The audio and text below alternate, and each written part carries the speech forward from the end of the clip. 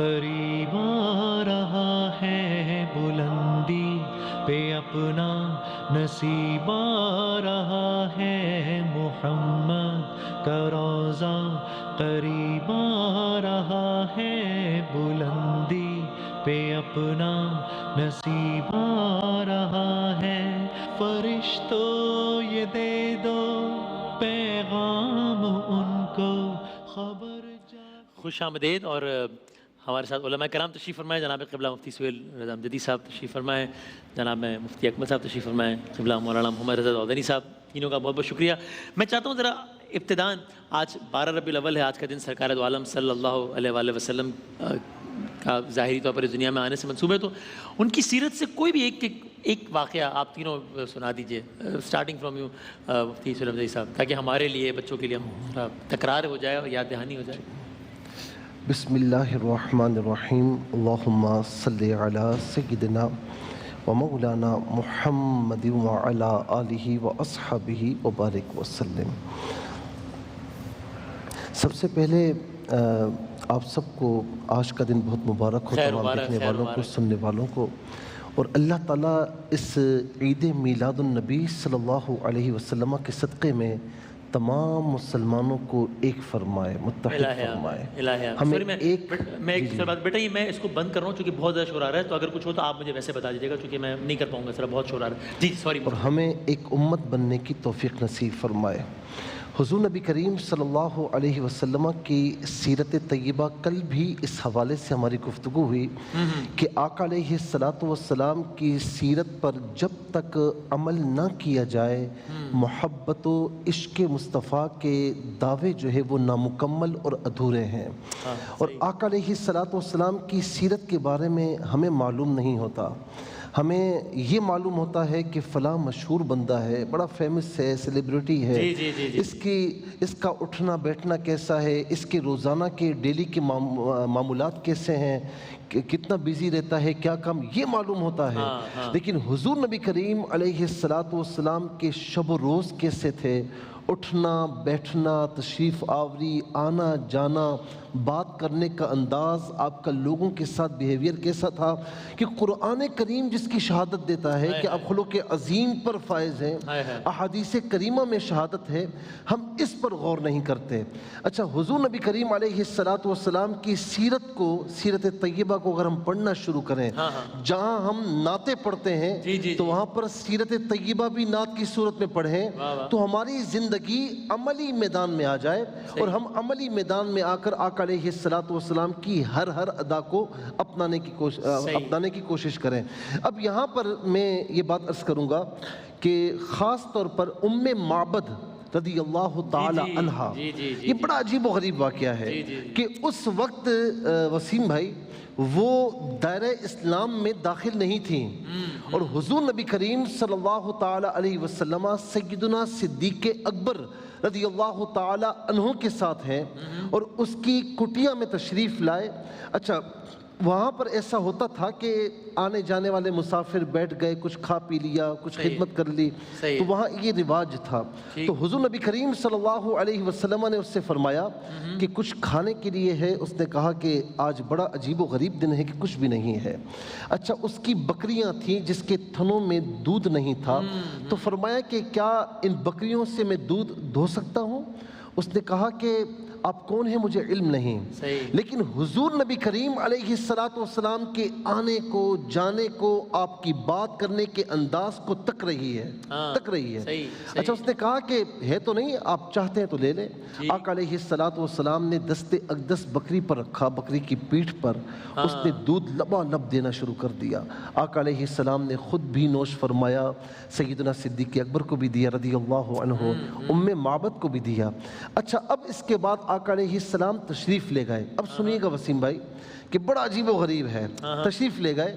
اب چونکہ آقا علیہ السلام کی تشریف آوری سے اس کی جو کٹیا تھی وہ برکتوں کا گہوارہ بن گئی، تو عربی میں جس کی وجہ سے برکتیں ملیں اسے کہتے ہیں مبارک، جس کی وجہ سے برکتیں حاصل ہوئیں۔ اب اس کے بعد اس کا شوہر کام سے واپس آیا، اس نے کہا کہ لگتا ہے کوئی مہمان آیا تھا۔ کون آیا تھا؟ کہا مبارک آیا تھا۔ دیکھیں، مبارک آیا تھا۔ کہا اچھا، مجھے نہیں بلایا؟ کہا کہ آپ دور تھے، کوئی پیغام رسانی نہیں، تو کہا کہ نہیں، آئندہ آئے تو مجھے ضرور بلانا۔ اچھا، اب دن گزر گئے، کافی دن گزر گئے، آقا علیہ السلام تشریف نہیں لائے۔ وہ اپنے بچے کے ساتھ کسی کام میں مارکیٹ میں آئی تو سیدنا صدیق اکبر رضی اللہ تعالی عنہ پر اس بچے کی نگاہ پڑی۔ کہا خوش آمدید اور معذرت بھی، وہ ظاہر ہے ایک براہ راست نشریات ہے جو کہ بیک ٹو بیک چلتی رہتی ہے، تو پھر یہ سارا کچھ حصہ ہے نشریات کے، اس لیے ہم ذرا ایبرپٹ بریک پہ چلے گئے تھے، واپس آ گئے ہیں علماء کرام کے ساتھ اس نشست کو انشاءاللہ مکمل کریں گے اور وہی وقت ہوگا انشاءاللہ۔ قبلہ معذرت، آپ واقعہ سنا رہے تھے، اس کو وہیں سے کنٹینیو کیجیے گا، پھر میں آگے میں عرض کر رہا تھا کہ اب دیکھیں، حالانکہ وہ دین اسلام میں داخل نہیں ہوئی، حالت کفر میں ہے، لیکن حضور نبی کریم علیہ السلام کی شخصیت مبارکہ کے اثرات دیکھیں کہ وہ اور اس کے شوہر انتظار کر رہے ہیں، شوہر نے دیکھا نہیں لیکن سن کر انتظار میں ہے۔ آقا علیہ السلام پھر تشریف وہاں نہیں لائے، پھر کچھ عرصے کے بعد وہ مارکیٹ میں اپنے بچے کے ساتھ آئی تو بچے نے اچانک سیدنا صدیق اکبر رضی اللہ تعالیٰ عنہ کو دیکھا، کہا ماں، کہا کیا ہوا؟ کہا مبارک کا ساتھی۔ ماں تو انتظار میں تھی، بھاگتے ہوئے گئے اور ابو بکر صدیق رضی اللہ تعالیٰ عنہ سے پوچھا کہ مبارک کہاں ہے؟ کہا کون مبارک؟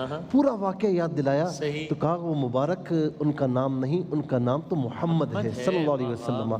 بہرحال وہ حاضر خدمت ہوئی، دائرہ اسلام میں داخل ہوئی، یہاں پر پھر اس کے شوہر بھی دائرہ اسلام میں داخل ہوئے۔ یہاں پر کہنا یہ ہے کہ جب اس کے شوہر نے کہا کہ وہ کیسے تھے، جب تم کہہ رہی ہو کہ مبارک ہیں اور اتنی مجھے برکتیں نظر آ رہی ہیں، ان کا چلنا پھرنا کیسا تھا، بول چال کیسی تھی، بات کرنے کا انداز کیسا تھا، مسکراتے تھے تو کیسے مسکراتے تھے؟ تو اس نے یوں سمجھنے کہ حالت کفر میں نعت لکھ ڈالی، کہا کہ وہ ایسے تھے کہ جب آ رہے تھے تب بھی خوبصورت تھے، جب قریب آئے تب بھی خوبصورت تھے۔ یعنی عام طور پر جو حسن و جمال ہوتا ہے نا، بعض اوقات دور سے حسن و جمال ہوتا ہے، قریب آنے پر کچھ نہیں ہوتا۔ تو کہا جب دور تھے تب بھی خوبصورت تھے، جب قریب آئے تب بھی حسن و جمال کا مرقع تھے۔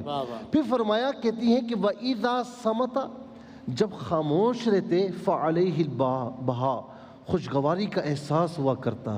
وَإِذَا نَطَقَ فَعَلَيْهِ وِقَارٌ، اور جب بات کرتے تو بڑے وقار سے بات کرتے، بڑے روب سے بات کرتے کہ سننے والا سنتا چلا جاتا۔ وَإِذَا تَبَسَّمَ، جب مسکراتے تو کخر ذات نظم، ایسا لگتا کہ موتیوں کی لڑیاں ہیں آپس میں پروئی جا رہی ہیں۔ کیا کہنا ہے، سبحان اللہ، سبحان اللہ۔ جناب مفتی احمد صاحب، کوئی ایک واقعہ سرکار دو عالم صلی اللہ علیہ وسلم سیرت کے ایک پہلو عاجزی کا جو پہلو ہے میرے آقا صلی اللہ علیہ وسلم کا، ان کو مختلف اوقات میں جو اس کا ظہور ہوتا رہا۔ مثال کے طور پہ نبی کریم کہیں سے گزرتے، بچے کھڑے ہوتے، بچوں کو سلام فرمایا کرتے تھے۔ حضرت علی کرم اللہ وجہہ الکریم کہتے ہیں کہ میں ہمیشہ کوشش کرتا رہا کہ جب بھی نبی کریم سے ملوں سلام میں پہل کر لوں، لیکن کبھی ایسا نہیں ہوا کہ میں کامیاب ہوا۔ جب بھی میں پہنچتا نبی کریم صلی اللہ علیہ وسلم مجھے سلام کر دیا کرتے تھے۔ اسی طرح زمین پر لیٹنا، حضرت عمر فاروق رضی اللہ تعالیٰ عنہ ملنے کے لیے آئے تو دیکھا کہ وہ چٹائی پہ لیٹے تھے تو جسم پر نشان پڑ گئے،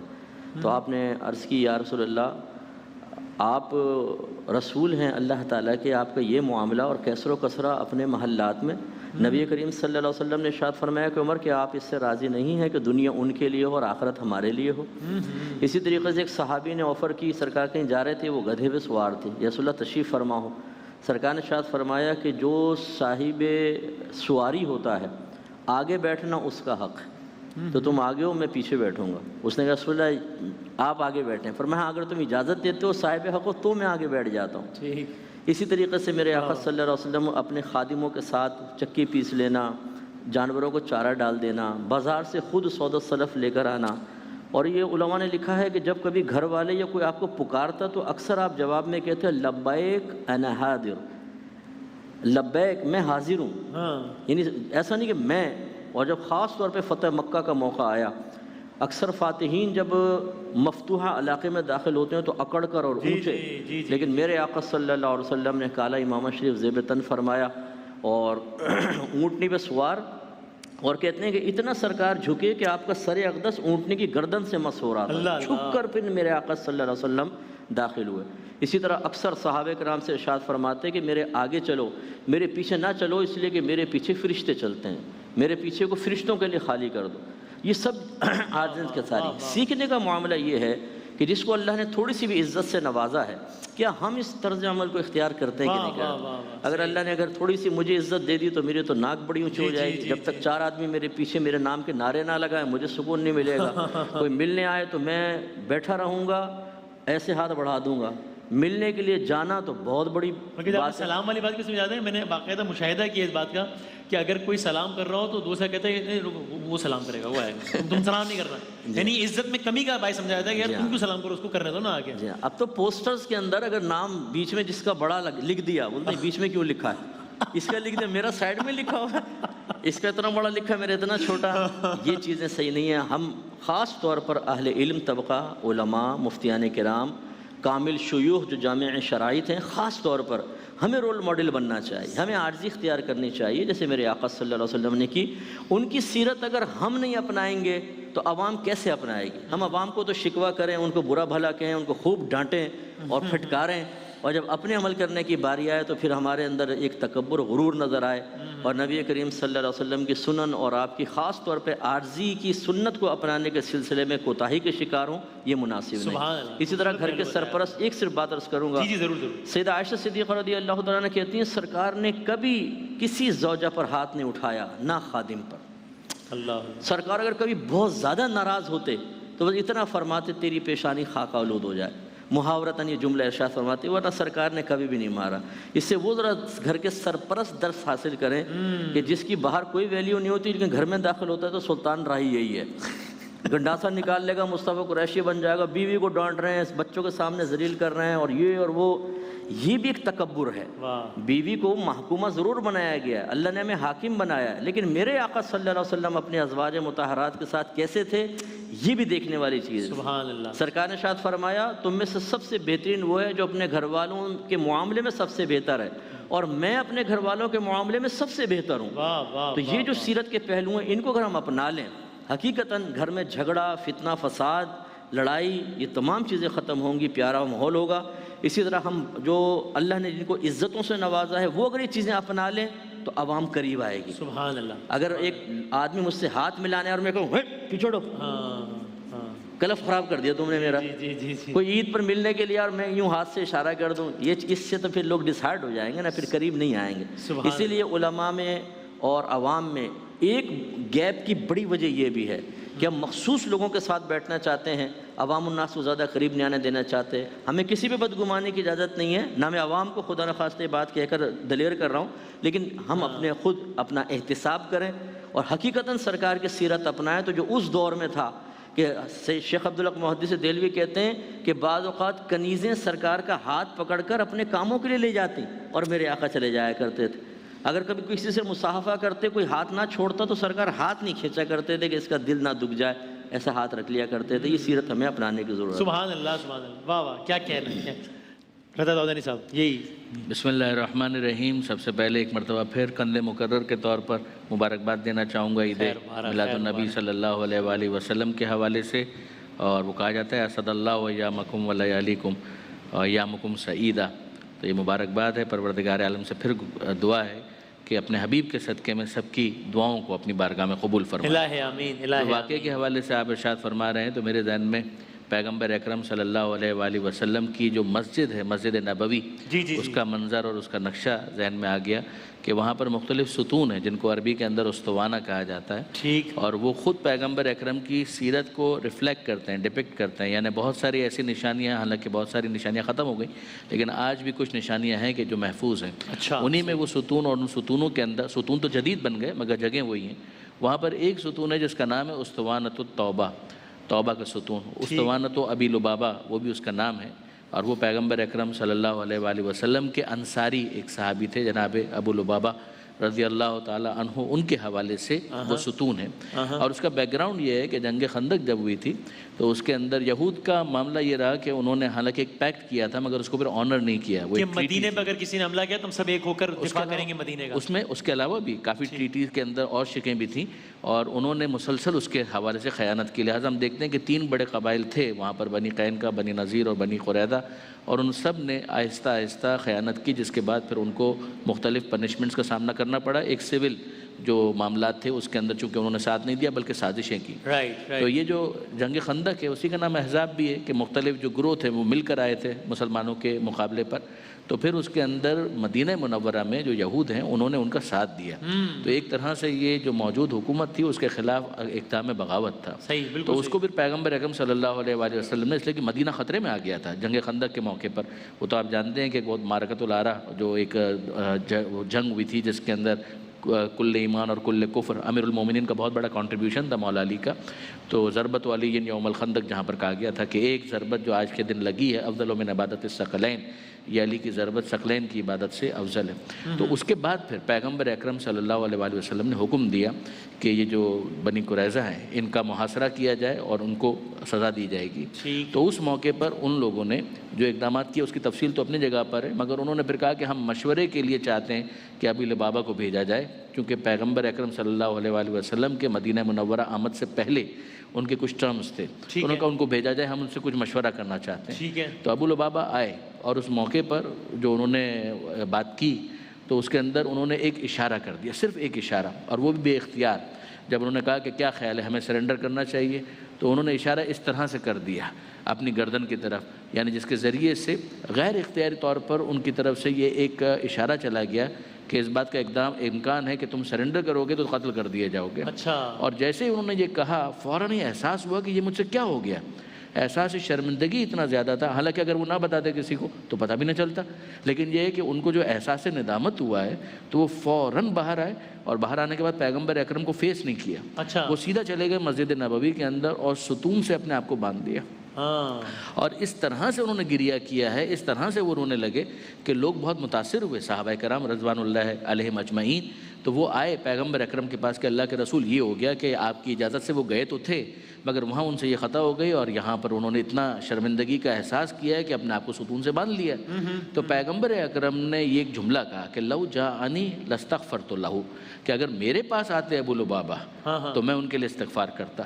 اب تو انہوں نے اپنا معاملہ خدا کی بارگاہ میں رکھ دیا ہے، اب وہ جانے اور خدا جانے. یعنی یہ اب اگر آپ دیکھیں تو سورہ نساء کی جو 64ویں آیت ہے اس کی ایک عملی تفسیر بن گئی کہ وَلَوْ أَنَّهُمْ إِذْ ظَلَمُوا أَنفُسَهُمْ جَاءُوكَ فَاسْتَغْفَرُوا اللَّهَ وَاسْتَغْفَرَ لَهُمُ الرَّسُولُ، کہ کاش انہوں نے یہ کیا ہوتا. یہ آپ ذرا دیکھیے خدا کہہ رہا ہے کہ کاش انہوں نے یہ کیا ہوتا کہ جب انہوں نے اپنے نفسوں پر ظلم کیا، غلطی ہو گئی نا، جاؤکا، اے حبیب کاش یہ آپ کے پاس آتے، فاستغفر اللہ، اور پھر اللہ سے استغفار کرتے، واستغفر لہم الرسول، اور رسول بھی ان کے لیے استغفار کرتے، لوجد اللہ تواب الرحیمہ، تو یہ اللہ کو توبہ قبول کرنے والا اور رحم کرنے والا پاتے. یقین جانیے وسیم کہ یہ علماء کرام تشریف فرمائے کہ یہ توسل پر پیغمبر اکرم کے حوالے سے انتہائی محکم، انتہائی بھرپور آیت. سبحان اللہ. اور پیغمبر اکرم نے اس واقعے کے اندر، جس میں کوئی اختلاف بھی نہیں ہے، سیرت کی کتابوں میں آپ کو بالاتفاق یہ واقعہ ملے گا کہ پیغمبر اکرم فرماتے لو جاءنی لاستغفرت اللہ، کہ اگر وہ میرے پاس آتے تو میں ان کے لیے استغفار کرتا. اب تو معاملہ انہوں نے رکھا، غلط تو یہ بھی نہیں ہے، مگر وہ طریقہ ہوتا تو ظاہر ہے کہ کیٹلسٹ کا ایک فیکٹر آ جاتا ہے، معاملہ بہت تیز ہوتا. تو اب وہ جانے، کچھ دنوں تک یہ معاملہ رہا. ان کی زوجہ آیا کرتی، ان کی رسیوں کو کھول دیتی، وہ نماز وغیرہ کا اہتمام کرتے، ضروریات، پھر واپس اپنے آپ کو اسی ستون سے باندھ دیتے. اب جناب ام سلمہ بیان کرتی ہیں رضی اللہ تعالی عنہا کہ پیغمبر اکرم مسکرائے، خوش ہوئے، اور میں نے پوچھا کہ اللہ کے رسول مسکراہٹ کا کوئی خاص سبب؟ تو فرمانے لگے کہ ہاں ابو لبابہ کی توبہ قبول ہو گئی. تو پیغمبر اکرم کی مسکراہٹ کو دیکھ کر جناب ام سلمہ نے کہا کہ اطلاع دی جائے. پیغمبر اکرم نے مسکرا کر کہا کہ ضرور.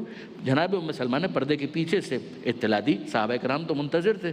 تو وہ آئے جناب ابو لبابہ کے پاس اور کہا کہ ابو لبابہ مبارک ہو، تمہاری توبہ قبول ہو گئی، اب اپنے آپ کو رسیوں سے آزاد کر لو. تو جناب ابو لبابہ رضی اللہ تعالی عنہ وہ فرماتے ہیں کہ جو غلطی پہلے کر چکا تھا نا اب نہیں کروں گا.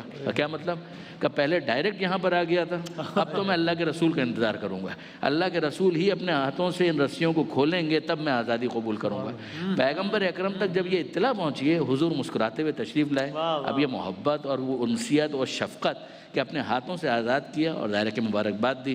تو کیا کہنا، واقعاً وہ ستون آج بھی علامت بن گیا کہ اگر توبہ قبول کروانی ہے تو جس کو یہاں پر توبہ ملی تھی اس کے صدقے سے. اور یہ ستون کس جگہ پر واقع ہے؟ استوانۃ ابو لبابہ بہت معروف ہے، استوانۃ التوبہ.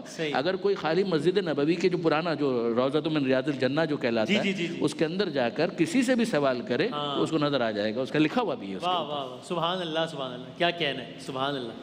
تو یہ میں چاہ رہا تھا کہ ایک واقعہ ہو جائے، اور یعنی اس سے یہ بھی ایک بات ثابت ہوئی، آپ تینوں نے واقعہ سنا اسے، کہ اپیرنٹلی وہ جو کل کی گفتگو سے ریلیٹ کرتے بھی کہ سیرت رسول خدا صلی اللہ علیہ وآلہ وسلم پڑھنی چاہیے۔ ایک تاثر یہ بھی ہے کہ بھائی وہ اتنی موٹی کتابیں ہوں گی، اتنا ایز اے ایم سوری میں مطلب کسی ایک دوسرے سینس میں کہہ رہا ہوں، تاثر ہے کہ بڑا کوئی ایک خشک سا کوئی موضوع، یہ تو بڑے اس میں دلچسپی کے بھی تمام تر عناصر موجود ہیں، زبردست واقعات ہیں۔ تراوٹ ہی تراوٹ ہے، واہ واہ، کیونکہ اس کا تعلق ہماری زندگی کے ہر شعبے سے ہے۔ یس، اس کو ہم ریلیٹ کر سکتے ہیں۔ بالکل جو رہنما آپ نے عاجزی کے اتنے سارے پہلو بتایا، تو وہ تو روزانہ ہم واقعات ذہن میں، تو اس سے ہم ریلیٹ کر سکتے ہیں کیا کیا ہے کیا۔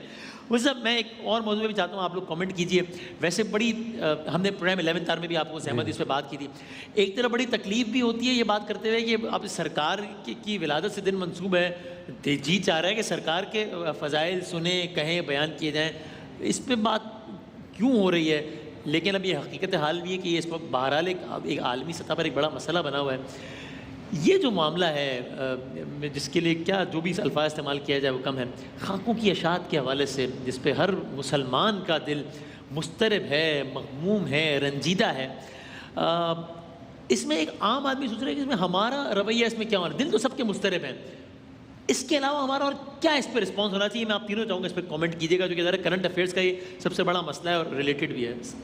جناب جی، کل بھی آپ نے بڑے دکھی دل کے ساتھ یہ کیا ہے، اور ظاہر ہے کہ اس معاملے پر ہم سب کے دل، جو بھی مسلمان ہے، ہم سب کے دل بہت دکھی ہیں۔ اور میں نے کل بھی آپ سے کہا تھا کہ آج اتنی خوشی کی رات ہے، خوشی کا دن ہے، تو لیکن مجبوری ہے کہ بات تو کرنی ہے۔ اب یہاں معاملہ یہ ہے کہ دیکھیں، سب سے پہلے تو ہم اس کی پرزور مذمت کرتے ہیں کہ یہ لعنتی کام ہے، مذمتی کام ہے۔ تم آسمان کی طرف دیکھ کر تھوک رہے ہو تو یہ تھوک تمہارے منہ کے اوپر آئے گا، ان کی ذات کریمہ پر کوئی اثر نہیں پڑے گا۔ سبحان اللہ۔ اس لیے میں نے پہلے بھی یہ عرض کیا کہ تم جس نبی کو مانتے ہو عیسیٰ علیہ السلام، تم جس نبی کو مانتے ہو موسیٰ علیہ السلام، ان کا رب بھی وہی ہے جو ہمارے نبی کا رب ہے، اور اسی رب نے قرآن کریم میں فرمایا وَرَفَعْنَا لَكَ ذِكْرَكَ، محبوب ہم نے آپ کے لیے آپ کے ذکر کو بلند فرمایا، اور اس ذکر کی بلندی میں میرے نبی کی معراج میں، عروج میں کبھی بھی تنزلی نہیں ہے، اس لیے کہ وعدہ ربی ہے کہ وَلَلْآخِرَةُ خَيْرٌ لَكَ مِنَ الْأُولَى، کیونکہ عام طور پر قاعدہ یہ ہوتا ہے کہ ہر عروج راز زوال است، ہر عروج کو زوال ہے، لیکن عروج مصطفیٰ ایسا ہے کہ اسے عروج ہی عروج ہے، زوال کبھی نہیں ہو سکتا، کہ محبوب آپ کا ہر آنے والا دن پچھلے دن سے زیادہ بہتر ہے، تو ان کی ذات کریمہ پر کوئی اثر نہیں پڑتا۔ ہاں، تمہاری ذہنیت معلوم ہو جاتی ہے کہ تم کس ذہنیت کے مالک ہو۔ دوسری بات یہ ہے کہ میں پہلے بھی یہ کہہ چکا ہوں کہ جب دلائل ختم ہو جائے نا، لڑائی وہاں شروع ہوتی ہے، گالم گلوچ وہاں شروع ہوتے ہیں۔ ہم نے کبھی بھی گالم گلوچ سے بات نہیں کی، ہم نے ہمیشہ دلائل سے بات کی ہے، کیونکہ الحمدللہ اسلام کے پاس، مسلمانوں کے پاس دلائل ہیں، آپ کے پاس دلائل نہیں، تو اسی لیے آپ گالم گلوچ کی طرف آ رہے ہو، اور آپ خامخواہ جھوٹے بہتان تراشیوں کی طرف آ رہے ہو، آپ کے پاس دلیل کچھ بھی نہیں ہے۔ حضور نبی کریم علیہ السلام نے دشمنوں کے سامنے فرمایا تھا فَقَدْ لَبِثْتُ فِيكُمْ عُمْرًا مِّن قَبْلِ، میں عمر تمہارے سامنے گزار چکا ہوں، تو کوئی ہے انگلی اٹھانے والا؟ تو دوست اپنے تو اپنے، دشمن بھی میرے مصطفیٰ علیہ السلام کے کردار کو مانتا تھا، آپ کو صادق و امین کے لقب سے پکارا جاتا تھا۔ اب ہم مسلمانوں کو کیا کرنا چاہیے؟ دیکھیں، بات یہ ہے کہ ہم مسلمان کر کیا سکتے ہیں؟ جی یہ بتائیے۔ کر کیا سکتے ہیں؟ کیا کر سکتے ہیں؟ کچھ بھی نہیں کر سکتے۔ ہم مسلمان یہ کر سکتے ہیں کہ رات کو فیس بک پر بیٹھ کر ہم انہیں گالیاں دے دیں، اپنا احتجاج ریکارڈ کروا دیں، گو کہ احتجاج ریکارڈ کروانا پوسٹوں کے ذریعے، کہ میں اس کو برا نہیں کہتا، لیکن یہ کافی نہیں ہے، کافی نہیں ہے۔ یہ جتنی پوسٹیں ہم کر رہے ہیں، ان پوسٹ کرنے والوں کو ذرا دیکھیں کہ وہ نمازیں پڑھتے ہیں، وہ حضور نبی کریم علیہ السلام کی کسی طریقے پر عمل کرتے ہیں۔ میں یہ کہتا ہوں کہ اپنا احتجاج ضرور ریکارڈ کروائیں، چاہے سوشل میڈیا پر، کہیں پر بھی، لیکن مسلمان جب تک ایک طاقت نہیں بنے گا تب تک اس کی بات کہیں سنی نہیں جائے گی۔ مجھے کوئی محلے کا کوئی شخص کہے نا کہ سہیل صاحب ذرا احتیاط کرنا، تو سب سے پہلے میں دیکھوں گا کہ اس میں طاقت کتنی ہے، اس میں کیا معاملہ ہے. اگر اس میں کچھ نہیں ہوگا ایسی باتیں کر رہے ہیں تو ہماری مثال یہی ہے. لیکن ذرا سا اس کے پاس کچھ ہوگا تو میں احتیاط کروں گا کہ نہیں کچھ بھی کر سکتا ہے. تو ہم 50 سے زیادہ ممالک ہیں لیکن کوئی آواز بلند نہیں کر رہا. کوئی آواز بلند بھی کر رہا ہے تو اسے سنائی نہیں دے رہی، سنوائی نہیں ہے. اس کی وجہ یہ کہ ہم ایک نہیں ہیں. ہم ایک ہو جائیں، متحد ہو جائیں. متحد ہو کر جو بات کہی جاتی ہے وہ سنی جاتی ہے. دوسری بات یہ ہے کہ میں یہاں پر اس پلیٹ فارم سے کہوں گا کہ کوئی ایسا کام اس کی آڑ میں، احتجاج کی آڑ میں نہ کیا جائے کہ جو کسی انسان کے لیے، مسلمانوں کے لیے، ان کی املاک کے لیے نقصان دہ ہو. کہ مسلمان ایسا کام کبھی نہیں کرتا. مسلمان وہ کام کرتا ہے کہ جس سے اسلام کی شوکت ظاہر ہو. اور میں بالکل آخر میں یہ کروں گا کہ آج 12 ربیع الاول ہے نا، آقا علیہ السلام کے میلاد کا دن ہے. تو آج کے دن یہ عہد کر لیں کہ اتنا بڑا یہ سانحہ بھی ہے نا ہمارے لیے، تو ہم ایک امتی بنیں گے اور ہم حضور نبی کریم علیہ السلام کی اپنی زندگی کے ہر معاملے میں ان کی اطاعت کریں گے. ان کی اتباع کر کے ہم مسلمان ایک ہو کر جہاں بھی ہو سکے ہم اپنے احتجاج کو ریکارڈ کروائیں گے، اپنی آواز کو بلند کریں گے. سبحان اللہ، سبحان اللہ. قبلہ مفتی اکمل صاحب اسی حوالے سے جی ہاں، سب سے پہلے تو دیکھیں یہ ایمان کا تقاضا ہے کہ دل میں ہم اس کو ناگوار سمجھیں. صحیح. اگر آپ صبح اپنے گھر سے باہر نکلیں اور آپ کی دیوار پہ آپ کے والد اور والدہ کو بری شکل میں کارٹون سا بنا دیا جائے تو ہم غصے میں آ کے کہیں گے یہ کون شیطان تھا، مجھے بتاؤ، اس کے دانت توڑ دوں گا. صحیح. تو کم از کم دل میں برا جاننا یہ انتہائی ضروری ہے. اگر کوئی مسلمان بھائی بہن ہمیں سن رہا ہے کہ جس نے اس کے بارے میں سنا لیکن اس کے باطن میں کوئی غصہ یا کوئی ناگواری اور کراہت پیدا نہیں ہوئی، اسے اپنے ایمان کا خیال کرنا چاہیے اور ایمان کی فکر کرنی چاہیے. پہلی چیز. دوسری چیز یہ ہے کہ جب تک ایسے لوگوں کو کوئی چوٹ نہ پہنچے تب تک وہ باز نہیں آتے. اچھا، چوٹ پہنچانے کا طریقہ جنگ تو اب پاسبل نہیں ہے، نہ ہو سکتی. Social boycott. دوسرا ان کی چیزوں کا، پروڈکٹس کا بائیکاٹ، اس انداز سے کہ ان کی معیشت کو نقصان پہنچے. جب نقصان پہنچے گا تو انہی کے اندر سے پریشر ان تک پہنچے گا. جیسے وہاں کے فرانس کے صدر نے ایسا کیا. اب ان کے جو بزنس مین ہیں وہ ان کو جب نقصان ہوگا، ان کی ایکسپورٹ امپورٹ نقصان کا شکار ہوگی تو وہ کہیں گے تجھے ووٹ دے کر اس لیے لے کر آئے تو بیڑا غرق کر دیا تو نے خالی. ضروری نہیں ہے کہ ان کے ملک میں یا ان کے اطراف میں رہنے والا ہر شخص اس کے خیالات سے اور طریقہ کار سے متفق ہو. ایک تو یہ بھی ہماری بڑا مرض ہے. ایک کرتا ہے ہم کہتے ہیں سارے خراب ہیں. سارے نہیں، بہت محبت کرنے والے، اتنا پیار کرنے والے. میں کئی مرتبہ وہاں کی ڈومیسٹک فلائٹس میں ہم نے سفر کیا ہے. میں نے بڑا غور سے دیکھنے کی کوشش کی. میرے سر پہ امامہ ہوتا ہے، چہرے پہ داڑھی، کہ شاید کوئی اجنبیت نظر آئے، شاید کوئی ایسا ہو کہ جو ناگواری کی نگاہ سے دیکھے. آپ یقین کریں پبلک اتنی اچھی ہے، اگر وہ بیٹھے ہوں گے آپ کو جگہ دے دیں گے، آپ کی رسپیکٹ کریں گے. یعنی محبت اور پیار کا احساس. اس کا مطلب ہے کہ یہ مخصوص لوگ ہیں جو یہ کام کر رہے ہیں. اس لیے سب سے نفرت نہ کریں، ایسے لوگوں سے کریں. اور اس کا بہترین طریقہ یہ ہے کہ انہی کے لوگوں کو ان کے خلاف کر دیں. اور اس کا بہترین طریقہ کیا ہے؟ بائیکاٹ کریں. سوشل بائیکاٹ کریں. اسی طریقے سے پروڈکٹس کا بائیکاٹ کریں. بزنس میں نقصان ہوگا، معیشت میں نقصان ہوگا، پریشر پڑے گا، ہو سکتا ہے اگلی دفعہ اس کو ووٹ ہی نہ ملے. آپ دیکھیں نیوزی لینڈ کی جو تھی صدر یا وزیر اعظم کو، اس نے جو مسلمان شہید کیے تھے اس نے ہمدردی اظہار کیا. میرے خیال میں پھر جیت گئی ہیں نا وہ دوبارہ، مطلب ان کی عوامی سطح پہ پذیرائی ہوئی ہے. یہ بہترین طریقہ ہے. یا تو مار دیں، ڈیمیج کر دیں، یا عزت دے دیں. ایک چیز. تیسری چیز یہ ہے کہ عوام الناس سے ہماری گزارش ہے کہ از خود کوئی ایسا قدم نہ اٹھائیں کہ ان کو نقصان پہنچانے کے بجائے اسلام کو نقصان پہنچ جائے.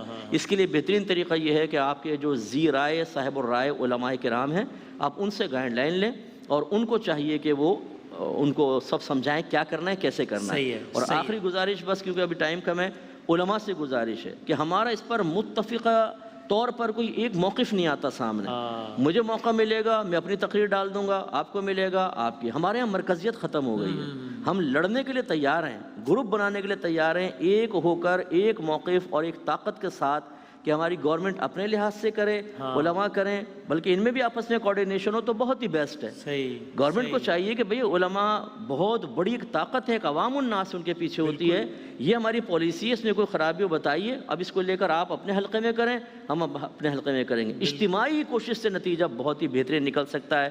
تو جب تک یہ تمام چیزیں ہم نہیں کریں گے تب تک کچھ بھی نہیں ہوگا. اور آخری بات جو حضرت کی بات کو آگے بڑھاتے ہوئے کہ خاکوں پہ غصہ آنا اس کے خلاف عملی قدم اٹھانا بہت اچھی بات ہے، لیکن ایک اپنا بھی احتساب ہونا چاہیے کہ کوئی اس کا خاکے بنانا نبی کریم کی بے ادبی اور گستاخی ہے نا، صحیح ہے. تو کیا نبی کا حکم ٹالنا اس میں کوئی بے ادبی کا پہلو ہے یا نہیں ہے؟ تو یہ اگر ہم لوگ کریں کہ ہم سرکار کی محبت میں احکام شرع، احکام قرآن، احکام رسول کو پورا کرنے کی طرف آئیں تو ایک طاقت بنتی ہے. صحیح ہے. ہماری مسجدیں آباد ہوں. یہ خاص طور پر میں گزارش کرتا ہوں جو یہ مطلب یہ کہ 12ویں کے جلوس اور دیگر چیزیں سب مستحبات ہو سکتے ہیں، لیکن مسجدیں بھی تو آباد ہوں. جلوس سامنے سے نکل رہا ہے، مسجد میں 4 آدمی نماز پڑھ رہے ہیں، یہ طریقہ کار غلط ہے. یاد رکھیں باہر کی یہ سب کو سمجھنا چاہیے کہ ہماری ایک ایک چیز کو نوٹ کیا جاتا ہے. مسلمان کتنے مسجد میں، کتنے باہر ہیں، سرکار کی محبت میں کیا کر رہے ہیں، ان کے آپس میں مکاتب فکر کس طرح اختلاف کر رہے ہیں، پھوٹ ڈالنا، یہ کرنا وہ کرنا، وہ ہم سے زیادہ ہماری اسٹڈی کرتے ہیں اور وہ اپنی پالیسیز بناتے ہیں. ہمیں بھی اجتماعی طور پہ بہت ہی سوچ سمجھ کر ایک اجتماعی طور پہ لائحہ عمل سامنے رکھنا چاہیے تاکہ اس سے ان کے اندر خوف پیدا ہو اور وہ آئندہ اس طرح کے قدم اٹھاتے ہوئے 10 بار سوچیں.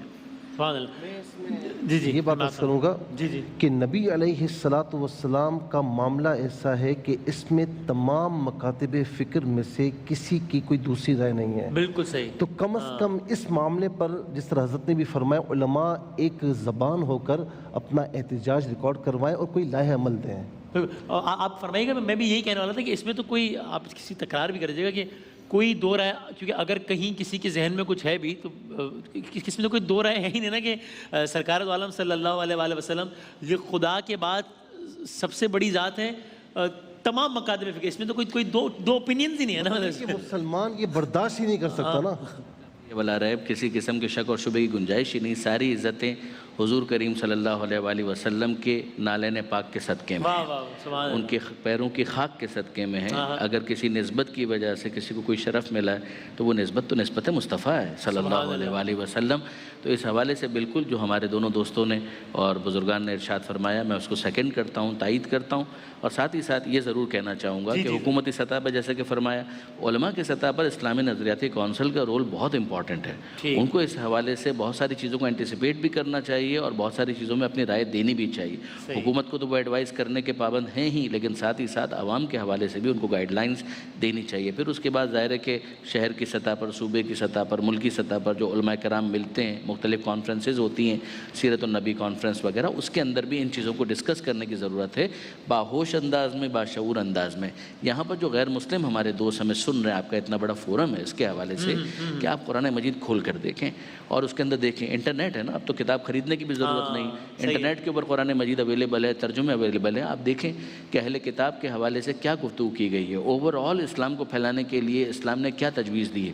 ادعو الی سبیل ربک بالحکمت والموعظۃ الحسنہ وجادلہم باللتی ہی احسن. اے حبیب ان کو بلائیے، اللہ کے راستے کی طرف بلائیے، اپنے رب کے راستے کی طرف بلائیے، حکمت کے ساتھ، اچھی طرح سے، نصیحت کے ذریعے سے.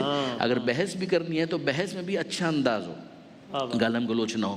قولوا للناس حسنا، لوگوں سے بات کرو، اچھے انداز سے بات کرو، اس کے اندر حسن ہونا چاہیے، مسکراہٹ، تبسم کے ساتھ گفتگو کی جائے.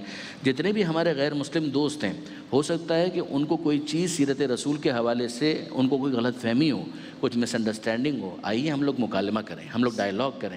انٹرفیتھ ہارمونی کے لیے جس طریقے سے مختلف ممالک کے اندر اجلاس ہوتے ہیں، ہم بیٹھیں آپس میں ایک دوسرے کے ساتھ اور آپ ڈس ایگری کریں. یعنی آپ اس میں یہ خوفزدہ نہ ہوں کہ اگر آپ نے سوال کر لیا سیرت کے کسی پہلو کے حوالے سے، مثلا آپ کو پیغمبر اکرم کے غزوات سمجھ میں نہیں آتے، آپ کھل کر سوال کریں. مگر ایک ہوتا ہے اکیڈمک ڈسکشن اور ایک ہوتا ہے گالم گلوچ، بدتمیزی کرنا.